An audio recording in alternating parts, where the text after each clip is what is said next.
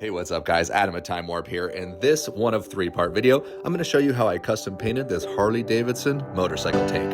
Let's get started.